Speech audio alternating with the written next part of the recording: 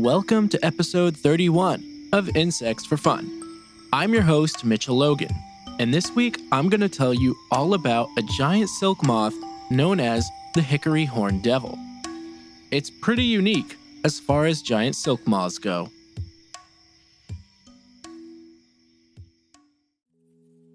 The regal moth, also known as the royal walnut moth or the hickory horned devil, is a very large and beautiful moth in my favorite family of moths known as Citheronia, or the giant silk moth family. I've personally been raising Citheroneans for the better half of a decade, starting in my senior year of high school. If people are interested, I might even be able to sell eggs and cocoons for whatever I have at some point in the future. For subscribers of this podcast, of course. Anyway, today we are looking at only one of these beautiful creatures, and one that I personally have never actually seen in real life. This moth is considered common in the southeastern states of the US, and has become incredibly rare in states above New Jersey. I think its current range is actually south of Jersey, west to Ohio, and the edge of the Great Plains down into eastern Texas. But historically speaking, this moth could be found in New England. Unlike the other members of the giant silk moth family, this moth does not produce any silk. Usually, Citheronia moths will weave silken cocoons, which protect their pupae from outside forces. But this moth, along with others in the subfamily Ceratocampidae, actually bury into the ground before pupation. This feature makes them and all the other royal moths very difficult to find and tricky to raise. Before I continue, I want to share with you a visual description, because the regal moth or royal walnut moth, true to the name, is a very stunning creature.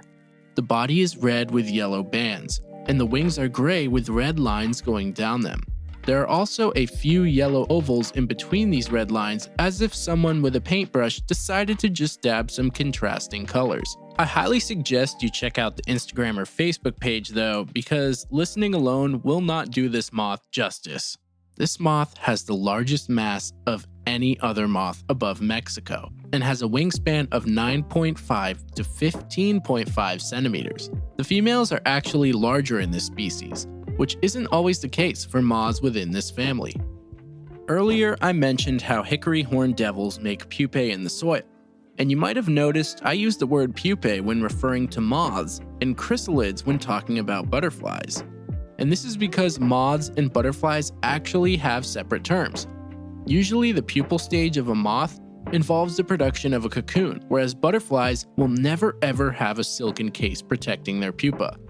The term pupa and chrysalis actually mean the same thing, but the reason why butterfly pupae are always referred to as chrysalids comes from the coloration. Moth pupae are almost always a type of brown, and look drab in comparison to the usual shiny and metallic butterfly pupae. The word chrysalis actually originates from the word chrysos, which means gold, and refers to this metallic sheen.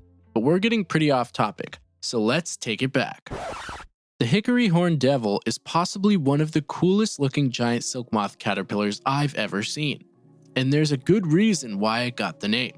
The final instar of this caterpillar is a bluish green color with 4 small black spiny appendages on each body segment, except for the tail and the first 3 segments including the head.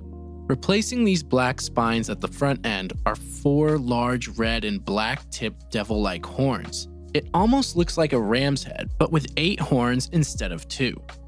The head and the last body segment are both red in color, and the thorax section has 2 large black dots where those large devil horns come out. Its 6 true legs are also red in color, making this thing truly fearsome.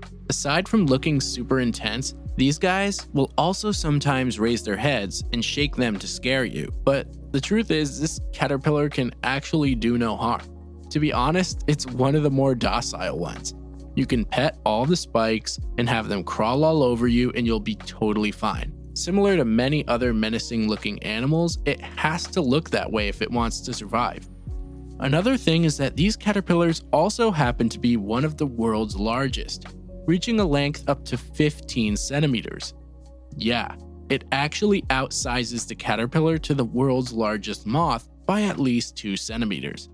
I will of course be showing pictures of everything on the Instagram page, so I recommend people to follow that or the Facebook page because I forward everything there as well. And if you're wondering where to find those pages, I will put the links in the episode description. Now, hickory horned devils do indeed feed on hickory as a primary host plant, but they also feed on other plants such as walnut, butternut, persimmon, sumac, and sweet gum. And the caterpillars primarily feed during the night when they're still small and vulnerable. During the day, these young caterpillars curl their bodies in the shape of a J to look like bird droppings, and this actually works out well for them because the coloration on their early instars/molt is black with a brown smudge. As they get larger and scarier, they also get more active during the day, and they'll be munching on the leaves non-stop. Adult moths don't feed on anything at all. In fact, all giant silk moths have no functional mouths once they reach adulthood, and live purely off the fat they gained as a caterpillar. Most giant silk moths also go through a stage of hibernation known as diapause in the entomology world. And the regal silk moth actually hibernates in the winter underground as a pupa regardless of where it's raised. But the growing season might be shifted depending on which part of the country or world you are in. I say world because you can actually breed these in other countries, like the Netherlands for example. Many people love to raise giant silk moths, and it's not uncommon at all for people to get insects from outside countries to raise for fun. Certain restrictions apply, of course, if there is an ecological concern, but that will be listed by the supplier. Once the moths eclose from their pupae, they get ready for flight in the case of a male, or they get ready to use pheromones in the case of a female. As with all giant silk moths, the female moth will not fly until after she's mated, and she'll actually hang where she eclosed and release a pheromone trail through her scent wand. It's called a scent wand, but it's not at all like a fairy wand or some other magic controlling stick. Think of it more like the mechanics of a highlighter pen. When the tip of the pen is exposed to the air, it leaves a strong scent trail. The females can choose when to make themselves available by exposing their scent wand, and it is in fact as quick as clicking a highlighter pen. The males have huge antennae for this very reason, because males are constantly on the move, hoping to pick up a scent trail that will lead him to a mate. Now we use the word scent, but it's not a smell at all. In fact, people would never know if a moth was releasing a pheromone because it truly can only be detected by antennae of moths within the same species. And this is also why female moths tend to have more slim antennae when compared to a male, because they're not the ones picking up these pheromones, they're releasing them. They do have larger bodies though, because they're carrying hundreds of eggs, as well as the scent wand. Now before I finish today's episode, I want to talk about one more moth species that's closely related to the hickory horned devil, but it's called pine devil. And this species of regal moth feeds exclusively on pine trees, and the color of the caterpillar matches the branches of the trees they feed on. This makes them different shades of brown with black markings, but the body shape is essentially the same as the famous hickory horned devil. The moth is the same shape as well, but the coloring is much more bland. It kinda looks like the walnut moth got left in the toaster too long, or something like that. I'll make sure to post a picture of this one as well.